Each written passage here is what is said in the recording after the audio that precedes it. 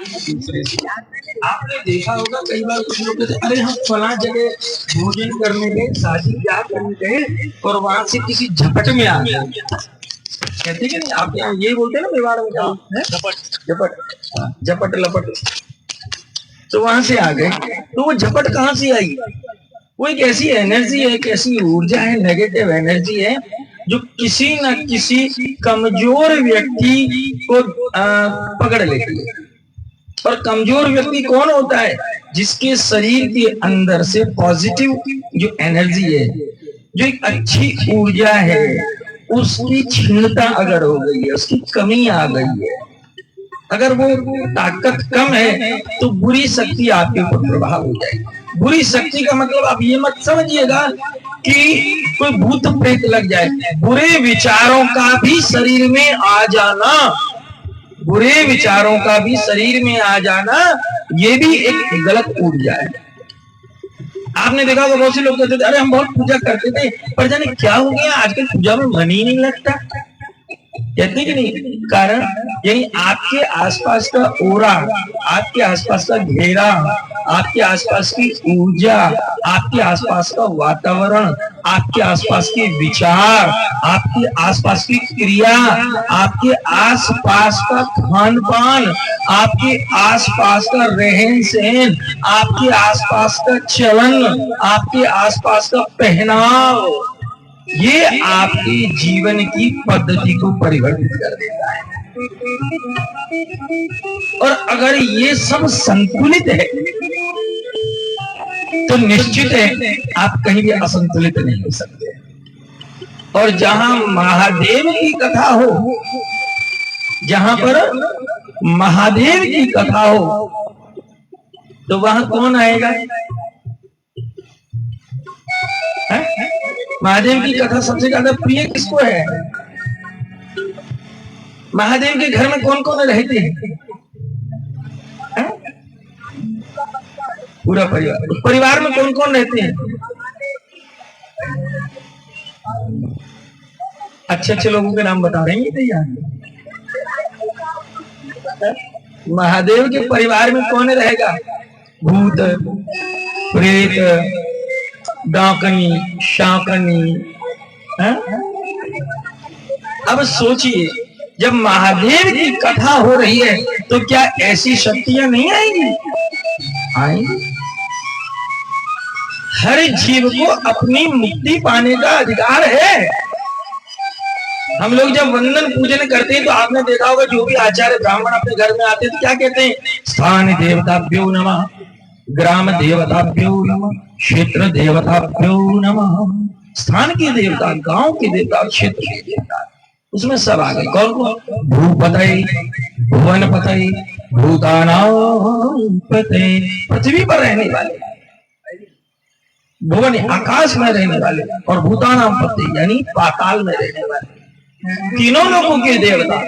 तो यहाँ जब शिव कथा हम लोग कर रहे हैं, तो हम आवाहित कर रहे हैं, सब देवताओं को प्रणाम कर रहे हैं।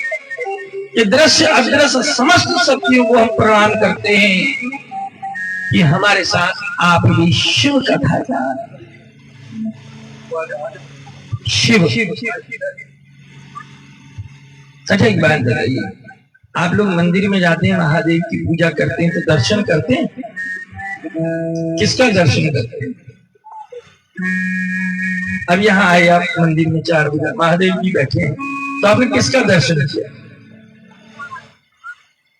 सोच कर जवाब।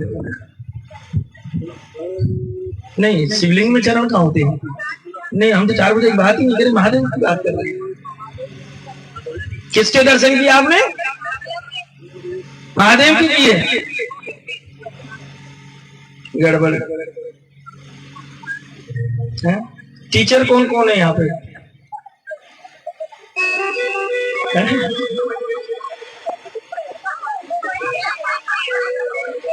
आप जब आए, देखिए यहाँ मैं एक निवेदन करना चाहूंगा। 3 घंटे की कथा में, कथा तो अगर मैं सीधे जो ग्रंथ में लिखी है वो आपको भी कह के सुना दूंगा, लेकिन उससे कोई मतलब नहीं निकलेगा, समझना चाहिए। आप यहाँ आए, आपने कहा, मैंने पूछा आपने शिव के दर्शन करे? आपने कहा हाँ।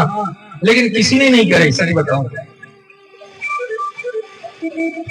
आपने शिवलिंग के दर्शन किए, शिव में और शिवलिंग में दोनों में अंतर है। आज जब सुबह रुद्र अभिषेक हो रहा था, कुछ माएँ बैठी थी, अभिषेक कर रही थी, क्योंकि शिव की कथा है। शिव जितना भोला है उतना समझिए मत भोला है। समझना बड़ा कठिन है, और याद रखना सीधे को ही समझना कठिन होता है, टेढ़े को तो सब समझ लेते हैं। जो जितना सीधा दिखता है ना उतना ही खतरनाक होता है। हाँ। शिव का जो स्वरूप है, एक शिव विग्रह मूर्ति रूप में, और एक शिवलिंग।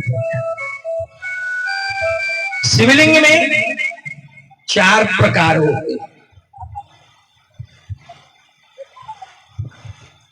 घर में बहुत से लोग पूजा करते हैं, शिव जी मंदिर में पूजा करते हैं।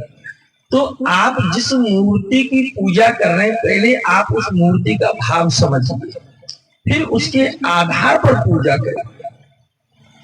फिर आप उसके आधार पर, सारे शिवलिंगों पर एक जैसा अभिषेक नहीं होता है, सारे शिव की एक जैसी पूजा नहीं।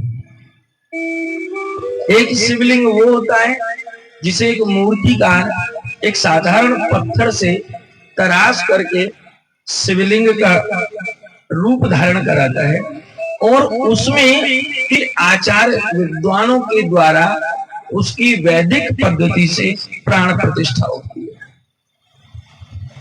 एक शिव वो है, उसके अभिषेक पूजा का विधान अलग है। एक शिव होता है बाणलिंग शिवलिंग। कौन सा? बाणलिंग। अब इस शिवलिंग की खास बात क्या है? इस शिवलिंग की खास बात यह है कि इसमें किसी भी प्रकार की प्राण प्रतिष्ठा की आवश्यकता नहीं है। ये स्वयं ही प्रतिष्ठित होता है, जिसे हम स्वयंभू भी कह सकते हैं। तीसरा होता है श्री नर्वदेश्वर महादेव, नर्वदेश्वर शिवलिंग। इसमें भी यही गुण होता है, इसे भी किसी भी मंत्र की और प्रतिष्ठा की आवश्यकता नहीं। मैं ये बात क्यों कह रहा हूं, कल एक मां ने कहा था कि महाराज जी मेरे पास में एक लिंग जी के महादेव भी हैं और नर्वदेश्वर महादेव भी है, तो घर में 2 महादेव रखने चाहिए या नहीं रखने चाहिए? तो जो आप दुकान से खरीद कर लाए हो और उसे आप घर में पूज रहे हो, तो गारंटी नहीं है कि उसके अंदर शिव अंश हो। ब्रह्म वैतर्क पुराण में स्पष्ट है कि बाजार से खरीदी हुई मूर्ति या किसी मंदिर से लाई गई मूर्ति जिसे आप पूज रहे हैं, हो सकता है आप उसे देवता समझकर पूज रहे हो, उसमें किसी प्रेत का निवास भी हो सकता है। क्योंकि याद रखिए, खाली मकान में हर कोई कब्जा कर लेता है। खाली मकान में हर कोई कब्जा कर लेता है। जमीन खाली देगी कब्जे। और मेरे उदयपुर में तो मैंने एक बार पूछा था ये गोविंद जी से, तो कह रहे महाराज यहाँ तो सब ज्यादातर कब्जे के प्लॉट है। तो इधर तो कब्जे को बहुत जल्दी समझ लेते हैं आप लोग। तो कब्जे के प्लॉट में किसका अधिकार है कोई पता नहीं है। तो याद रखिए कि आप तीर्थ जाइए, चाहे आप उज्जैन जाएं, चाहे वृंदावन जाएं, चाहे कहीं जाइए, लेकिन ऐसे ही मुंह उठाकर हर चीज मत लाइए। कई बार हम अच्छे के लिए चलते हैं और सब कुछ गड़बड़ कर देते हैं। अगर आप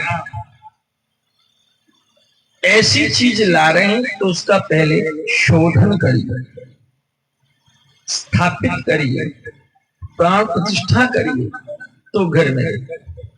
मैं बहुत आपको एक जीवंत घटना बताता हूं। एमपी के अंदर सागर जिला है, सागर आपने सुना होगा। सागर जिले के से करीब 15 किलोमीटर एक गांव है, पहले स्टेशन भी पड़ता है, खुरई। खुरई गांव की एक घटना मैं आपको बहुत बता रहा हूं।